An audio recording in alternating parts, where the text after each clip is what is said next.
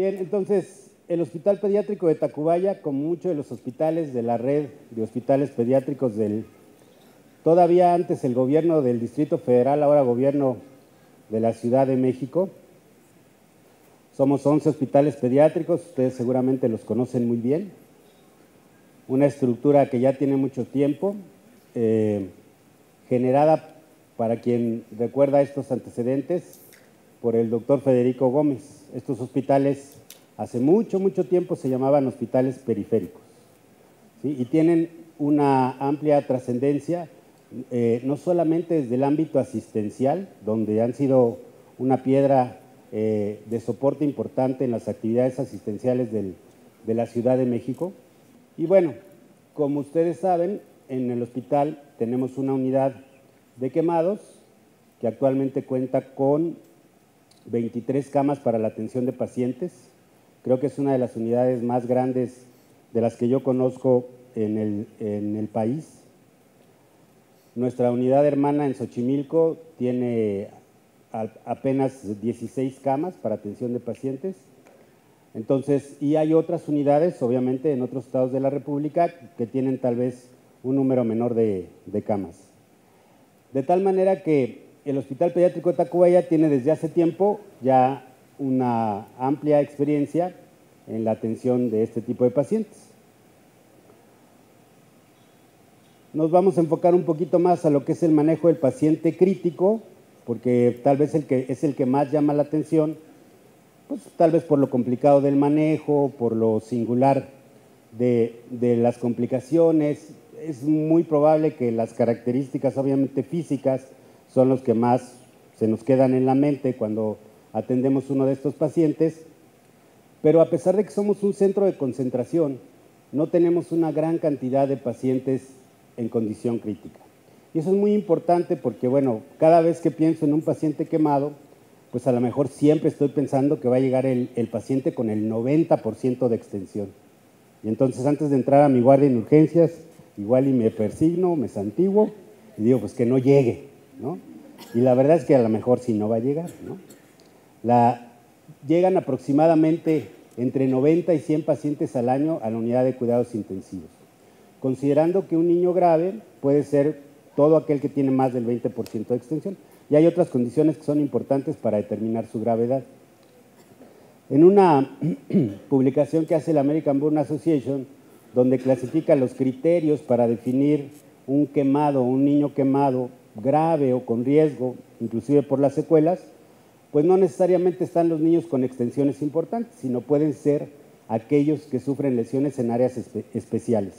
Y esos, dice la ABA, que es la American Burn Association, tienen que ir a una unidad de atención para niños quemados. No necesariamente porque tengan una quemadura extensa, sino que porque tienen riesgo de secuelas, complicaciones y muchas otras eventualidades que pueden ocurrir como consecuencia de la quemadura. Entonces, son criterios que también tenemos que manejar. Dentro de ellos, pues, obviamente uno que es muy conocido por el pediatra, que es el maltrato. Entonces, acercándonos un poquito más a las estadísticas para que ustedes se den una idea más o menos de cuántos pacientes atendemos, pues es importante siempre que hablamos de alguna experiencia, pues decir pues cuántos niños veo, ¿no? 2. No, bueno, no. Ahí están los pacientes que vemos en Tacubaya, ¿sí? Entonces, ustedes verán que aunque no es una estadística que pueda compararse ni con mucho a nivel nacional, pues sí es una estadística de un centro de referencia. Y a pesar de que somos un centro de referencia, nosotros vemos una buena cantidad de pacientes, hasta 3 veces más que de los pacientes que se ven hospitalizados, considerando todos estos que se tienen que internar como generalmente pacientes con más del 10% de extensión de la quemadura, y aquellos que internamos en cuidados básicos son pacientes con menos del 10% de extensión de la quemadura, pero que sí tienen lesiones en áreas especiales. Entonces, ustedes pueden ver que son pues, la mayor parte de los pacientes que requieren hospitalización es porque están involucrando un área especial de su cuerpo. Y afortunadamente, para los niños y para los médicos también, pues los quemados extensos, los graves, los que tienen extensiones importantes, no son tantos, son aproximadamente 100 al año. Sí es importante porque, bueno, pues si uno quiere planear y programar y hacer acciones de este tipo, sí tiene que saber como cuántos pacientes tienen que llegar. Entonces, alguna vez pensamos, hace mucho, mucho tiempo, que podríamos atender a todos los pacientes quemados del país. Ahora ya estamos muy cerca de la realidad, sabemos que eso no es posible. Sin embargo, considerando que todo esto fuera una estadística de cada uno de los estados, pues a lo mejor sí se justifica en un momento dado hacer un centro de concentración nacional. ¿Y qué creen? Sí se hizo el CENIAC, el Centro Nacional de Atención e Investigación para Pacientes Quemados, que es para niños y para adultos. ¿Cuáles son los niños que vemos en quemados intermedios? Niños con más del entre 10 y 20% de extensión de la quemadura. Obviamente algunos de estos requieren esquemas de restitución hídrica, que son parámetros que ahorita vamos a comentar, y estos pacientes, que son la gran mayoría de los pacientes que vemos en el hospital, como ambulatorios, por supuesto, son niños con menos del 10% de extensión de la quemadura que no involucran una área especial. Entonces, estos niños son los que se pueden manejar de forma segura, de manera ambulatoria.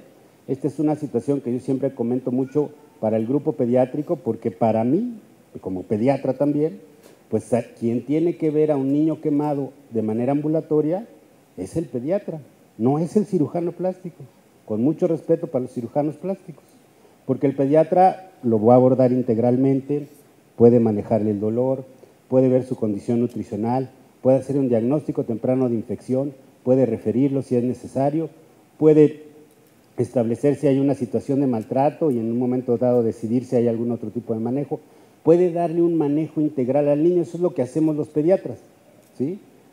Y el cirujano plástico es cirujano plástico, y él va a decir, ¿se opera? No se opera. ¿Se opera? No se opera. Entonces, desde mi punto de vista, es una gran responsabilidad para los pediatras el que tengamos los conocimientos necesarios para poder atender a todos estos pacientes, que son los que más frecuentemente se queman. Y esos son los criterios que nosotros utilizamos para ingresar a un paciente grave. Como les decía, pues no necesariamente es un niño con el 90% de extensión, puede ser más del 20, más del 25 si es más grande, quemaduras de espesor total o quemaduras de tercer grado, la sospecha o evidencia de lesión por inhalación, que es una cosa también que no es tan frecuente en nuestro medio, pero que cuando aparece puede dar complicaciones a corto plazo, inclusive mortales, y que requiere también de un manejo adecuado de la vía aérea y de la ventilación. Las lesiones por corriente eléctrica, que en esta época pues son también muy frecuentes. Y bueno, las lesiones por cohetes, ¿no? Que son lesiones por fuego. Sobre todo en estas épocas de frío, nosotros sí vemos un incremento del número de pacientes con quemaduras, porque la causa más importante de lesión por quemadura es la quemadura por escaldadura. Entonces, nuestra cultura popular dice que hay que bañar a los niños. No hay que bañarlos con agua fría porque entonces se enferman de los bronquios. Hay que bañarlos con agua caliente y hay que hervir el agua. Y luego ir por el agua fría para que no esté tan caliente. En ese momento que la mamá se descuida es cuando ocurre el accidente. Entonces, toda esa parte sí la tenemos que conocer y abordar el pediatra. Bueno, quemaduras asociadas a politrauma. Bueno, la quemadura en sí es un trauma, ¿no? Es reconocido como uno de los traumas más severos a los que se enfrenta un ser humano, pero nos referimos a trauma abdominal, trauma de cráneo, traumas asociados a la quemadura.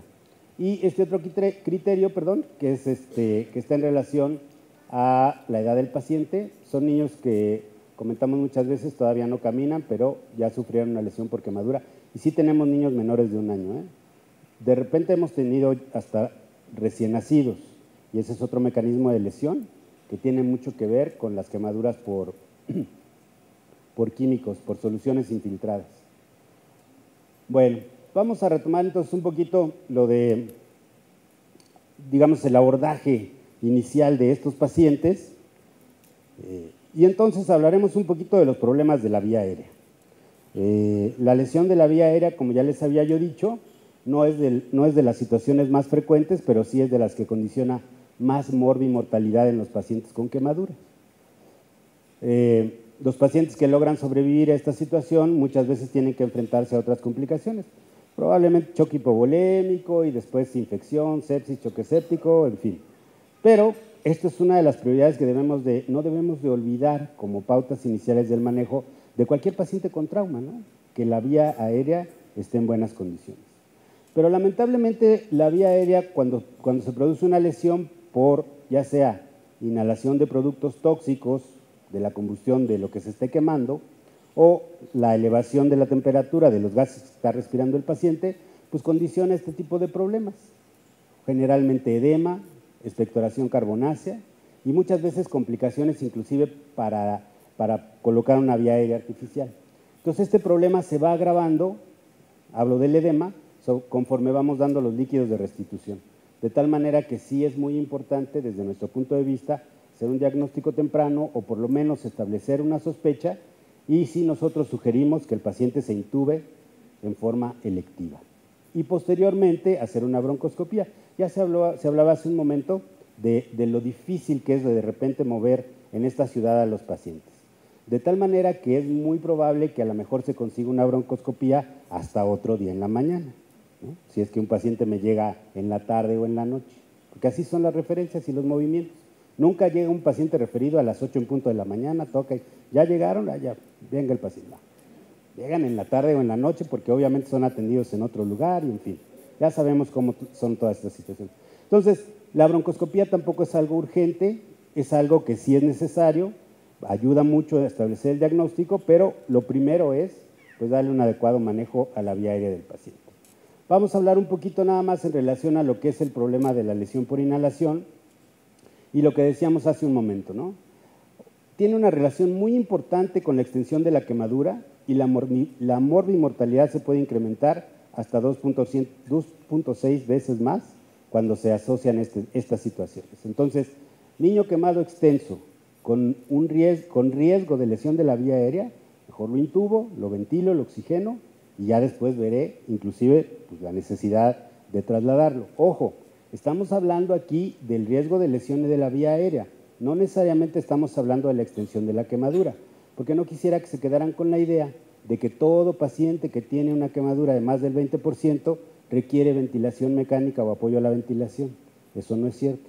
Hay muchos niños que pueden mantener su vía aérea en buenas condiciones mientras no haya, obviamente, algún factor que determine la lesión de la misma. Y bueno, aún ese paciente que pudiera estar con un 25 o 30% de extensión de la quemadura, que tuviera datos de choque hipovolémico, no necesariamente requiere de apoyo a la ventilación. Es un choque hipovolémico que seguramente puede responder o debe de responder al manejo con los líquidos. Bueno, esta es ya la imagen más actualizada de la terapia intensiva de quemados que tenemos en estos momentos. Entonces decíamos, ¿no? ¿Cómo evaluar la vía aérea y la ventilación en el paciente? Bueno, obviamente desde el punto de vista clínico, un gran número de pacientes tienen una vía aérea normal.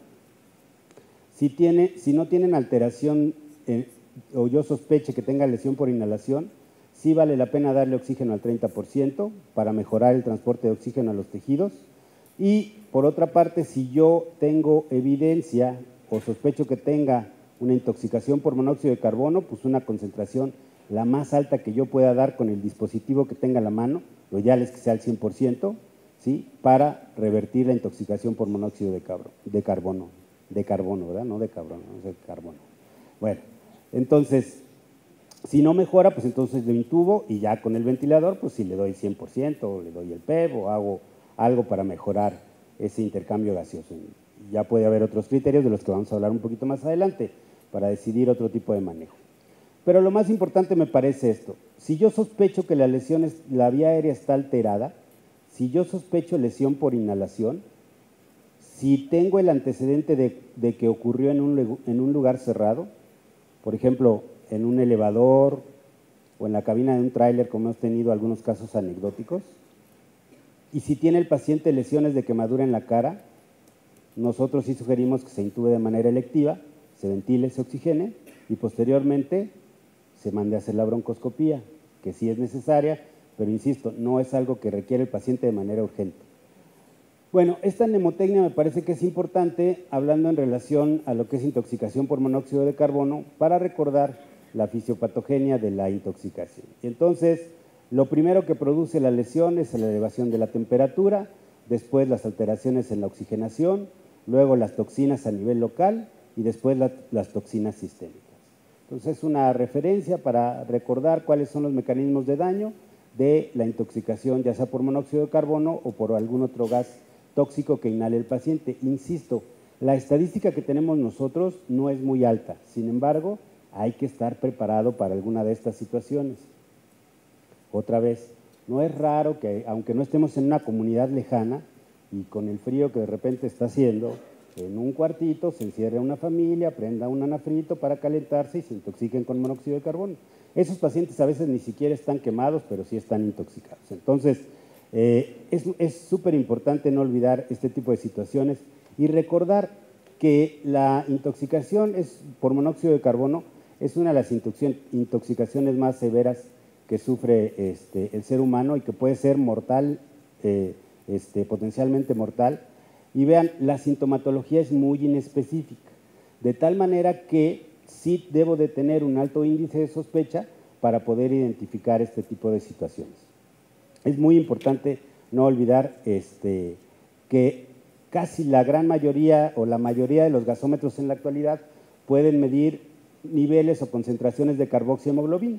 Bueno, la cuestión aquí es que, vean, cefalea, náusea, vómito, pérdida del estado de alerta, son situaciones que son muy importantes, pero que son totalmente inespecíficas.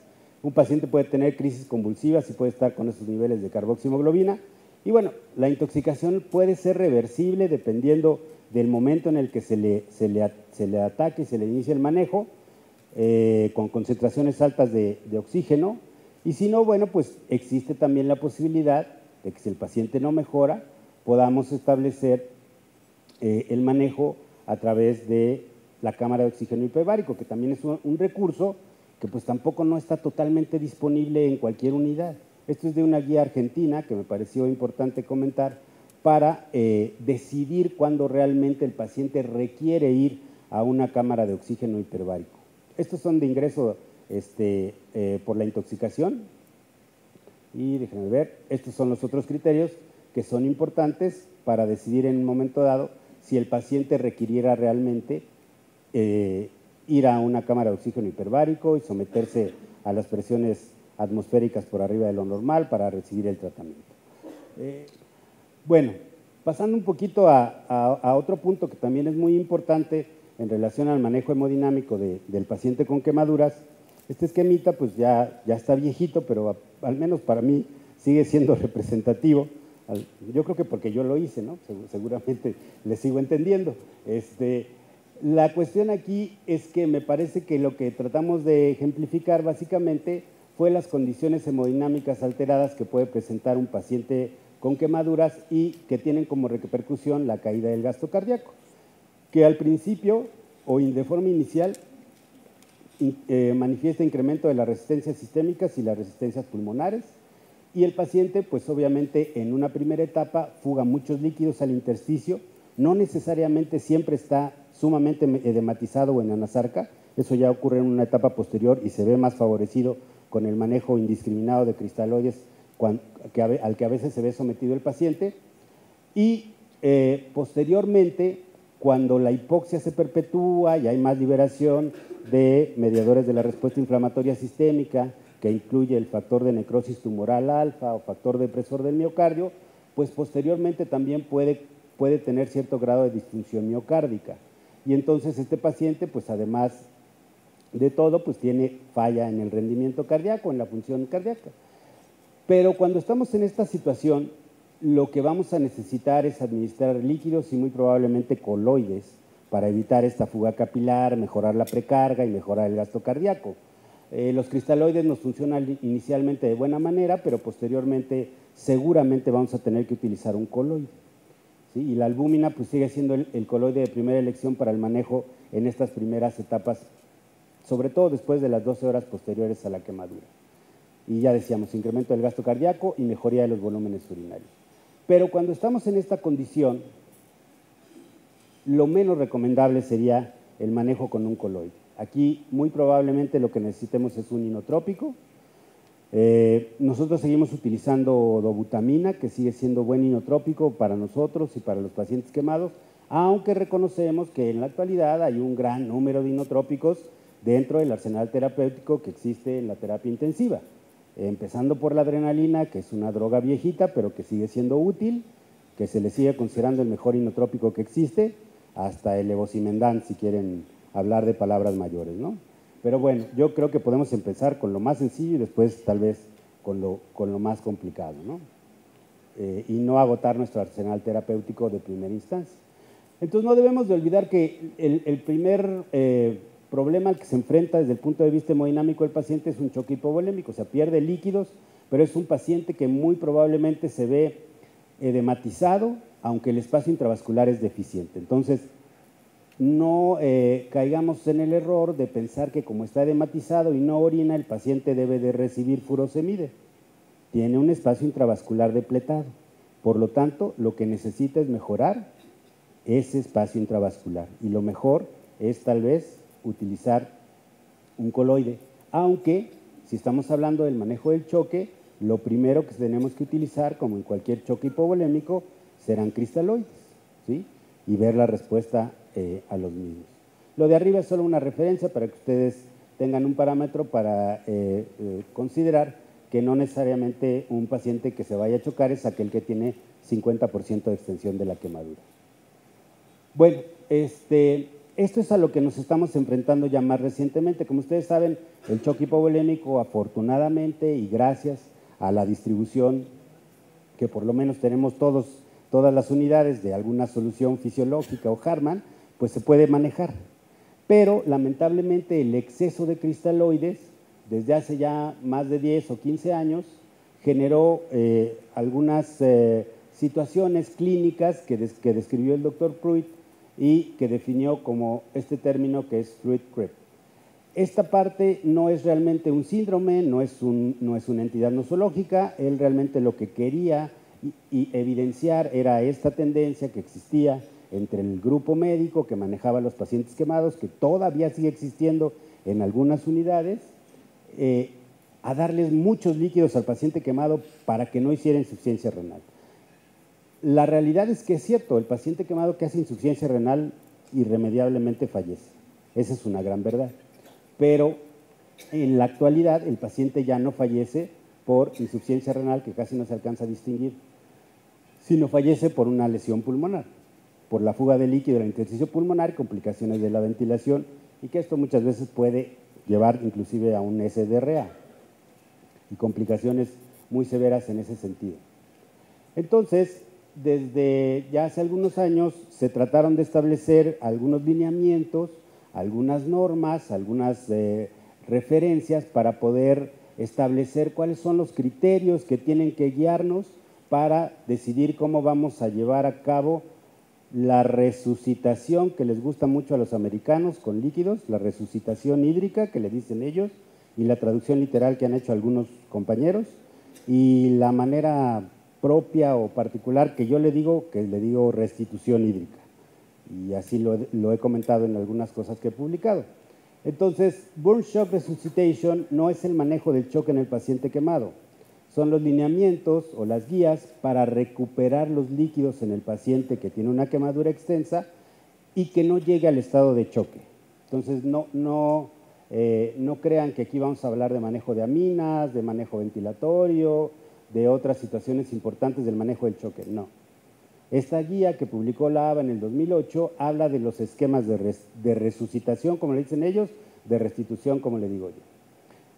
Y bueno, sí es un formato estándar de guía, una revisión sistematizada de la literatura, donde se incluyeron ciertas palabras y vean pues, los términos que ellos utilizan para acceder a este tipo de publicaciones. Después se clasificaron las evidencias y se hicieron cierto grupo de recomendaciones. Entonces, los grados de recomendación que existen en la literatura de quemados, pues no son de los mejores, ¿no? Porque sabemos que hay recomendaciones A, B y C, pero bueno, pues son los que hay. Entonces,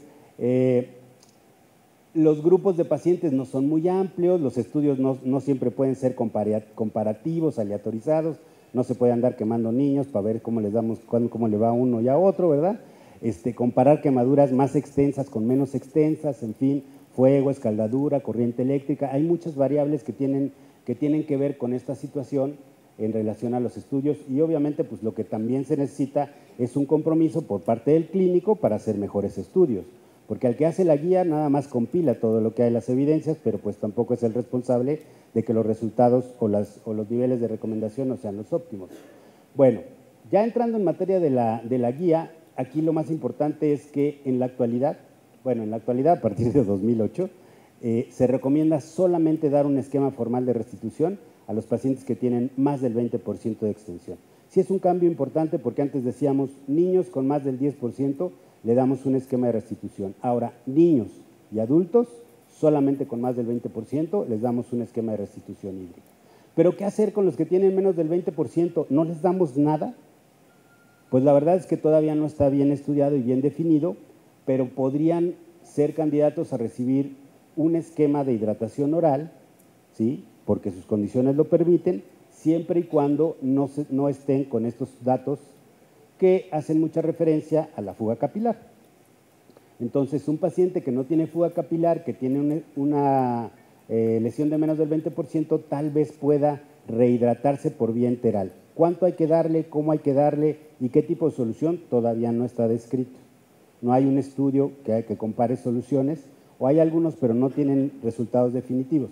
Lo que sí es muy importante, quisiera dejarles como último mensaje de esta diapositiva, es que sí pueden y deben darles vía oral a estos niños. No los dejen en ayuno. Su intestino, con todo el riesgo que aparentemente pudiera tener, funciona y funciona bien. Lo peor que le puede pasar a un niño quemado de menos del 20% o del 20% es que se quede en ayuno.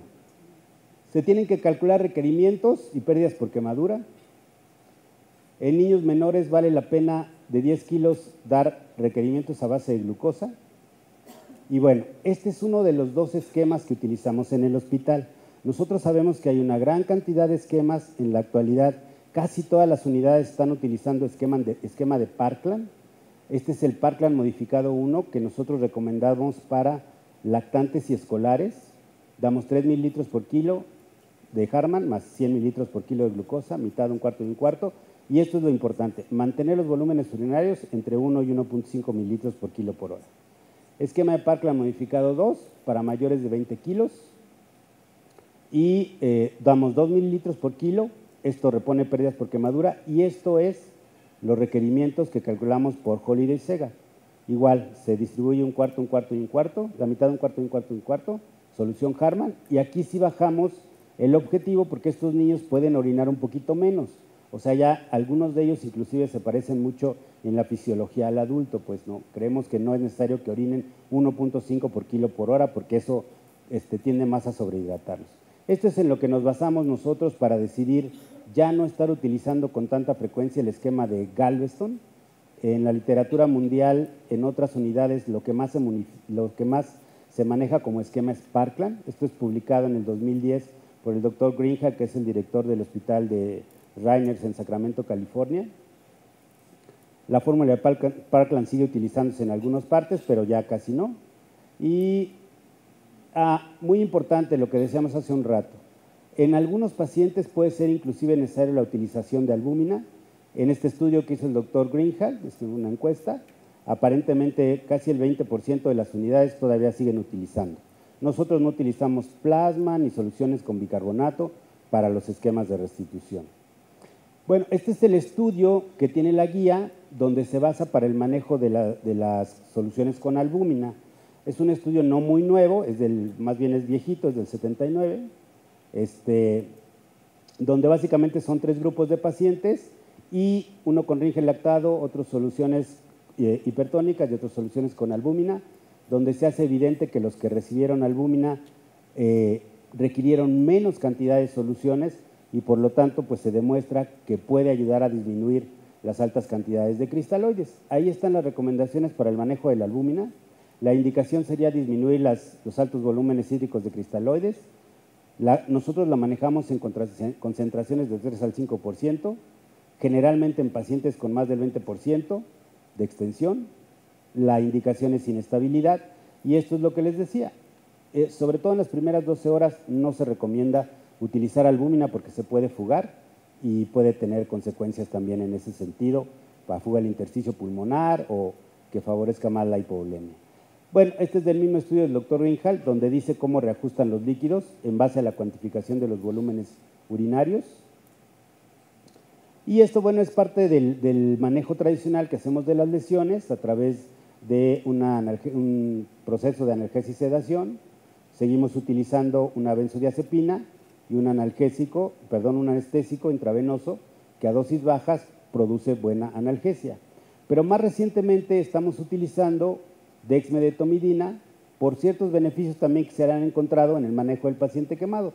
Bueno, este es un metaanálisis donde ya nos vamos a ir un poquito más rápido, que ha demostrado sus efectos analgésicos adecuados en pacientes en el posoperatorio y también en la sedación de los pacientes. Ha demostrado ciertas ventajas el manejo de dexmedetomidina en estos pacientes, pero donde más se han visto beneficios es en disminuir la hipertensión arterial y la taquicardia que producía la ketamina. Por eso se considera que puede ser también útil este tipo de tratamiento en los pacientes con quemaduras. Y bueno, esto está más enfocadito a lo que es el manejo ambulatorio, que puede ser útil inclusive también el paracetamol, solo o con codeína, como muy buen analgésico para el manejo del dolor en los pacientes con quemaduras. Ya nada más para terminar, y aunque no es parte del tratamiento médico, pero que me parece importante porque fue una experiencia que pudimos realizar este año que ya está por terminar, un estudio que estamos empezando a hacer junto con el Instituto Wake Forest de Carolina del Norte, el Hospital Infantil de México y el Hospital Pediátrico de Tacubaya, en un proyecto que se llama la impresora de piel, donde básicamente hicimos un estudio piloto para tomar una muestra de la piel de un paciente con una quemadura extensa. Esto requiere de un escaneo de las áreas donde se va a poner el injerto. Es hacer un injerto a la medida, a la extensión y a la profundidad que necesita cada uno del paciente. A través de biotecnología se puede hacer esto. Se toma una muestra de la piel del paciente, se hace un homogeneizado, ¿sí? Y después se va a sembrar, como ustedes ven, esta es la parte esto es todavía el escaneo para decidir cómo le pasa la información a la computadora que está ahí atrás. Vinieron unos ingenieros coreanos y estuvimos ahí en el Hospital Pediátrico de Tacubaya, y esta es la parte de la impresora, donde aquí arriba está el homogeneizado de las células propias del paciente y después se hace la impronta sobre la lesión. Y así queda, bueno, finalmente. Entonces, bueno, son de las cosas que estamos trabajando para tal vez buscar expectativas ante la imposibilidad de poder contar con otros homoinjertos como la piel de cadáver, que bueno, ya será cuestión de que podamos platicar en otra ocasión. Pues es una revisión más o menos rápida y les agradezco mucho su atención.